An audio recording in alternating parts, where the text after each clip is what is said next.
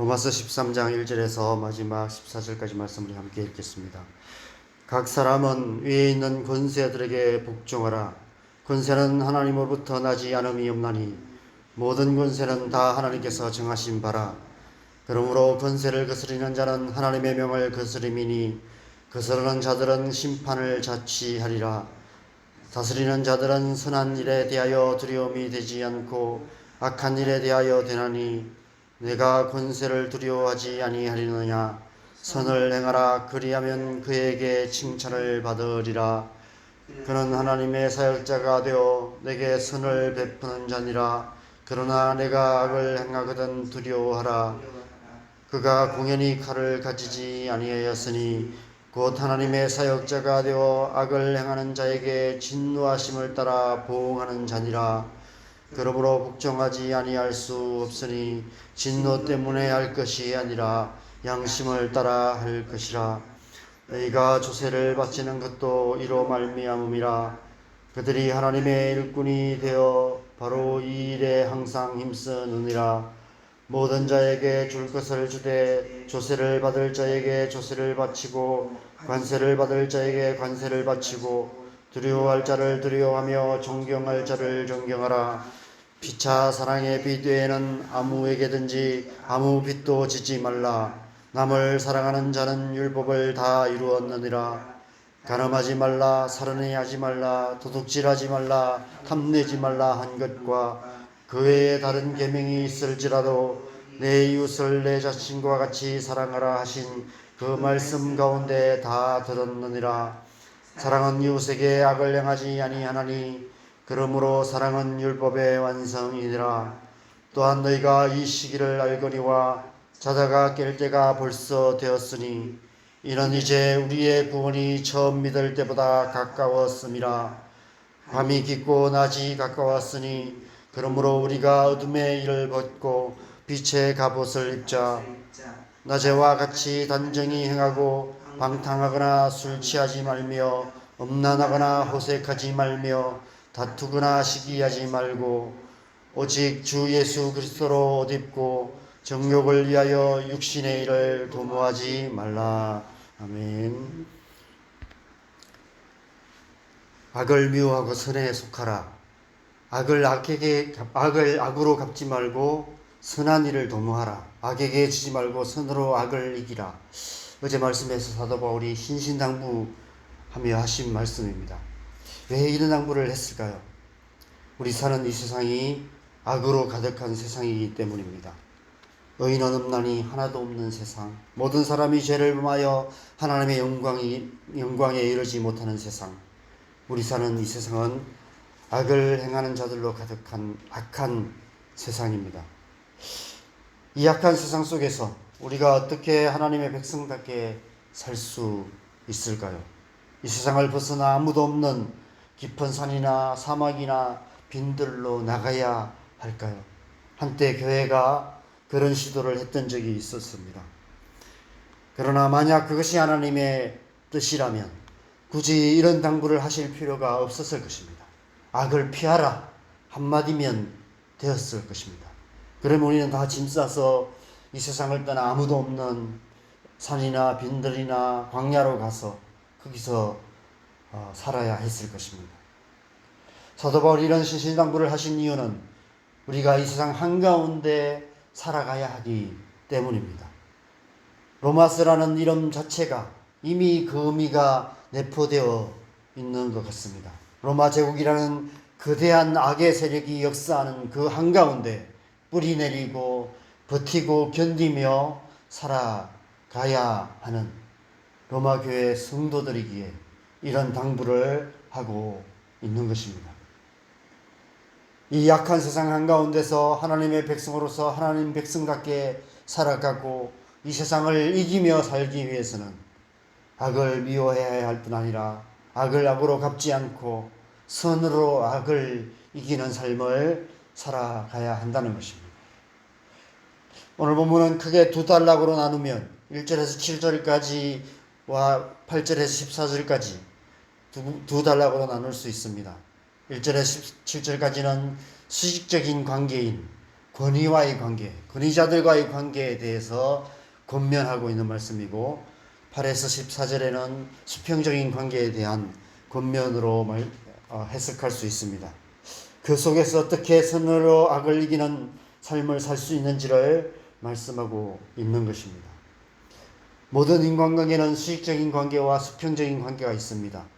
수직적인 관계와 수평적인 관계가 마치 그물의 시줄과 날줄처럼 서로 얽혀 있습니다.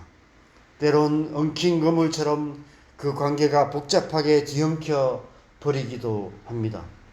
그러면 세상살이가 힘들어질 수밖에 없습니다. 그렇지 않아도 힘든 세상살이가 관계마저 뒤엉켜 버린다면 참 세상 살기 싫을 것입니다. 이 세상 누구에게나 세상살이는 쉽지 않은 것 같습니다. 그런데 그 속에서 하나님의 백성으로서 살아가는 삶, 그리스도인의 세상살이는 어려울 수밖에 없습니다. 그래서 우리에게는 도움이 필요한 것 같습니다. 이 세상 속에서 하나님의 백성으로서 하나님 백성답게 사는 법을 가르쳐주는 영적인 스승이 필요합니다. 사도 바울 같은 스승이 필요합니다. 그래서 오늘 말씀 우리에게 참 중요한 말씀인 것 같습니다. 8절에서 14절까지 말씀은 더 이상 다른 설명이 필요 없는 말씀인 것 같습니다. 그대로 받아서 실천해야 될 말씀이기에 오늘 새벽에는 1절에서 7절까지 말씀만 함께 생각해 보면 좋을 것 같습니다. 오늘 보면 1절에서 7절은 수식적인 관계, 세상 속에서 권위자들과의 관계, 세상의 권위와의 관계에 대해서 말씀하십니다. 오늘날 우리에게 참 중요한 주제인 것 같습니다. 먼저 1절 말씀을 보면 각 사람은 위에 있는 권세자들에게 복종하라. 권세는 하나님으로부터 나지 않음이 없나니 모든 권세는 다 하나님께서 정하신 바라 라고 말씀하십니다. 2절에서는 한술 더 떠서 그러므로 권세를 거스르는 자는 하나님의 명을 거스름이니 거스르는 자는 심판을 자취하리라 말씀하십니다. 이 말씀은 참 이해하기 쉽지 않은 말씀입니다. 이 말씀이 어려운 이유는 1절의 한 단어 때문인 것 같습니다. 모든이라는 단어 때문입니다. 모든 권세는 다 하나님의 정하신 바다 라고 말씀하십니다. 여기서 이 모든이라는 단어의 범위가 어디까지냐? 이것이 참 이해하기가 쉽지 않습니다. 왜냐하면 이 세상에는 악한 권세들이 너무 많거든요. 오히려 반대로 좀 선한 권세가 어딨냐 생각하면 선한 권세를 찾기가 쉽지 않은 세상입니다. 가까운 예로 북한을 한번 생각해 보시면 좋겠습니다.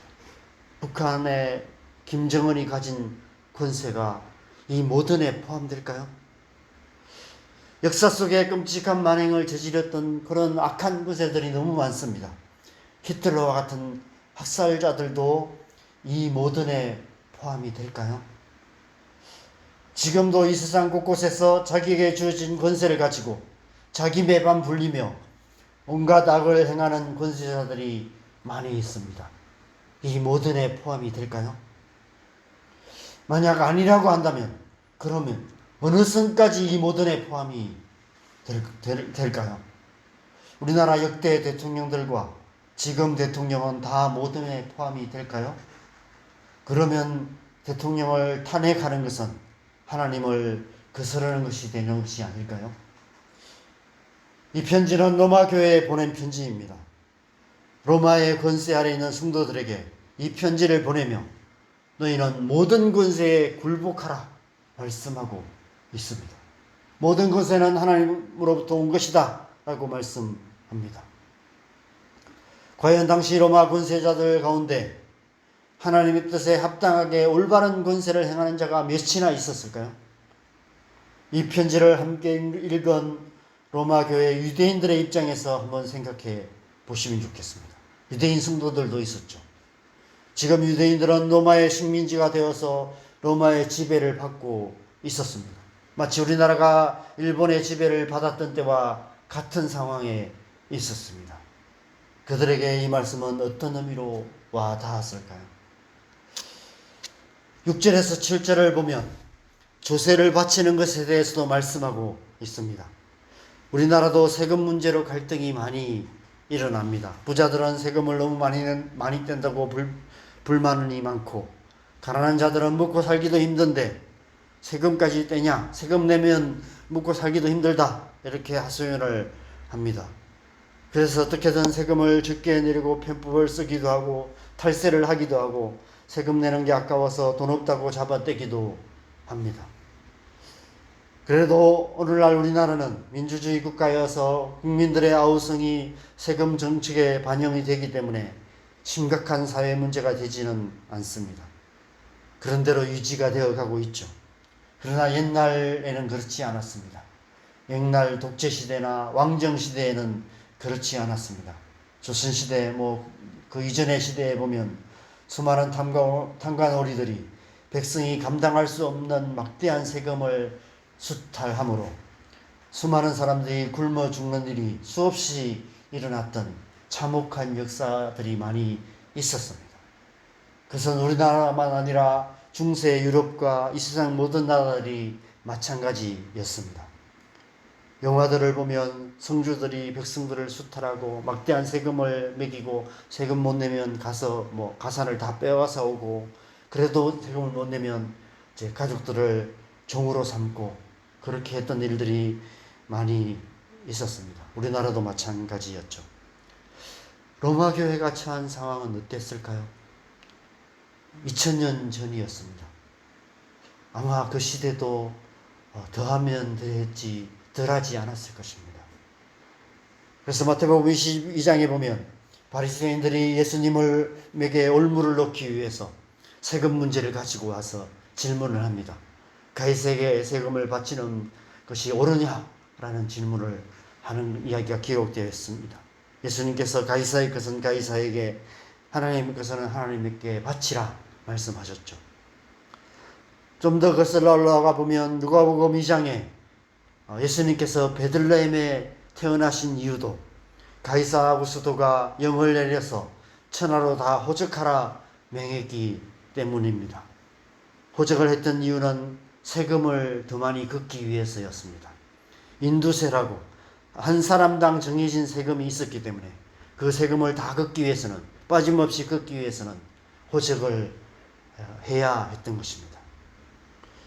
그런 시대에 로마 교회 성도들을 향해서 이렇게 말씀하고 있습니다. 모든 자들에게 줄 것을 주되 조세를 받을 자에게 조세를 바치고 관세를 받을 자에게 관세를 바치고 두려워할 자를 두려워하며 존경할 자를 존경하라. 더 기가 막힌 말씀은 그 앞에 4절과 6절에 그들을 하나님의 사역자, 하나님의 일꾼이라고 표현하고 있다는 것입니다. 로마의 통치자들을 하나님의 사역자라고 말하고 세금을 받는 관리자들을 하나님의 일꾼이라고 부르고 있다는 것입니다. 이 편지를 받은 로마 교회 성도들은 어떤 반응이었을까요? 예수님으로부터 산상수훈의 말씀을 들었던 유대인들의 반응과 똑같지 않았을까 생각합니다. 아마 로마 교회 안에서도 의견이 분분하지 않았을까 싶습니다. 이 말씀을 오늘날 우리에게 그대로 적용하는 것은 쉽지 않습니다. 역사적으로 이 주제는 교회가 치열하게 고민했던 그런 주제입니다. 나치 독일 당시 독일 교회는 하나님께서 영혼을 구원하기 위해 예수님을 보내주셨듯이 독일의 경제적인, 사회적인 구원을 위해서 히틀러를 보내주셨다라고 주장하며 히틀러를 지지했습니다. 그러나 독일의 신학자였던 본헤퍼 목사님은 반나치 운동에 참여해서 히틀러를 암살하려는 음모에 동참했다가 발각이 되어서 결국 교수형을 당했습니다. 본헤퍼가 남긴 유명한 말이 있습니다. 악을 보고도 침묵하는 것은 그 자체가 악이다. 미친 운전자가 행인들을 치고 질주할 때 목사는 사상자들의 장례를 치르는 것보다 핸들을 빼앗아야 한다. 과연 오늘날 우리의 상황 속에서 이 말씀을, 오늘 본문을 어떻게 해석하고 어떻게 적용해야 할까요? 오래전 영화인 미션이라는 영화도 보면 이 주제에 대해서 상반된 입장을 취했던 두 신부 이야기가 기록되어 있는 것을 보게 됩니다. 쉽게 답할 수 없는 문제인 것 같습니다. 어느 쪽을 지지하냐라고 아마 우리가 다수결로 한다면 아마 반반으로 나뉘어질 수도 있는 그런 주제가 아닐까 생각됩니다. 어떻게 살아야 할까요? 어떻게 우리가 이 말씀에 반응해야 할까요? 어제 본문 말씀이 우리의 선택의 방향을 제시해 주는 본문인 것 같습니다. 악을 미워하고 선에 속하라. 악을 악으로 갚지 말고 선한 일을 도모하라. 악에게 주지 말고 선으로 악을 이기라. 선택은 우리 각자의 몫인 것 같습니다.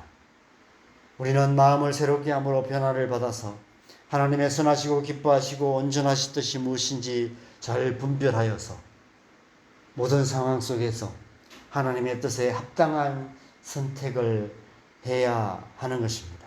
그래서 하나님의 뜻을 이루어가는 삶을 살아야 하는 것이죠. 그것이 하나님의 백성다운 삶인 것 같습니다.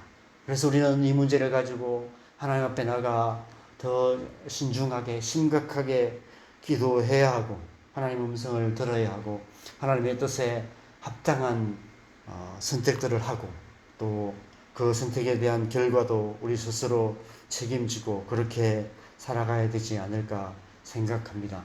아마 이 땅의 그리스도인들이 그렇게 이 문제를 가지고 하나님 앞에 나아간다면 이러한 악한 세상 속에서도 충분히 선으로 악을 이기며 세상을 변화시키는 삶을 살아갈 수 있을 줄 믿습니다.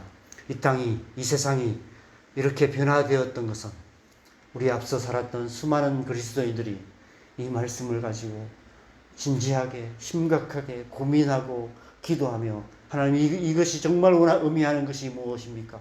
이러한 상황 속에서 우리가 어떻게 해야 합니까?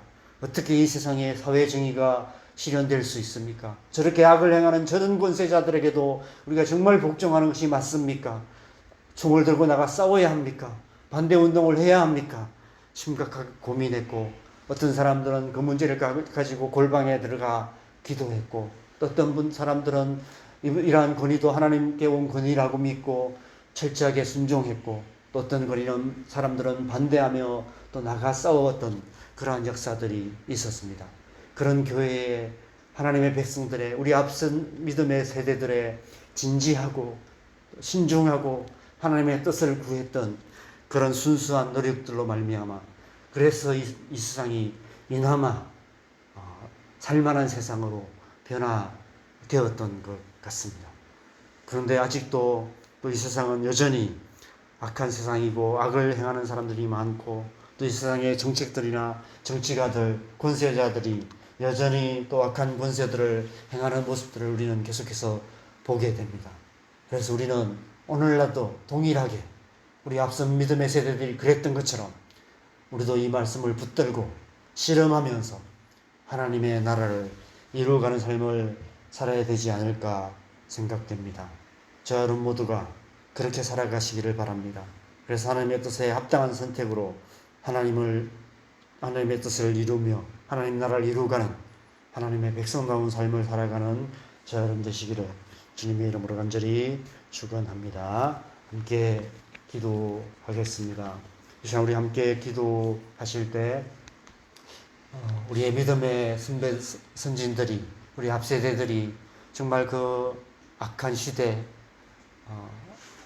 불의한 시대 속에서 하나님 앞에서 정말 탄식하며 기도하기도 하고 나가 싸우기도 하고 그렇게 세상 가운데 하나님 나라를 위해서 애썼던 것처럼 우리 또한 또 그렇게 이 시대 가운데 여전히 하나님 나라를 위해서 살아가야 되는 줄 믿습니다. 하나님 우리 안에 정말 하나님의 이 말씀 앞에서 이 말씀 붙들고 실험하면서 하나님 나라를 이루어가는 그런 삶 살아갈 수 있도록 하나님 우리 안에 우리의 마음을 새롭게 하시고 하나님의 선하시고 기뻐하시고 온전하신 뜻이 무엇인지 잘 분별할 수 있는 마음 주셔서 오늘 하루도 우리가 그렇게 하나님 나라를 이루어가는 삶 살아가게 하여 주시옵소서. 기도하시고 우리의 자녀들이 하나님의 말씀 붙들고 살아가는 그런 자녀들 되고, 이 땅의 교회가 하나님의 말씀 앞에서 진지하게 반응하며 말씀 붙들고 씨름하며 하나님의 뜻을 분별하며 하나님의 뜻을 이루어가는 그런 교회 될 수 있도록 함께 기도하시고 자유롭게 기도하시다가 들어가시면 되겠습니다. 함께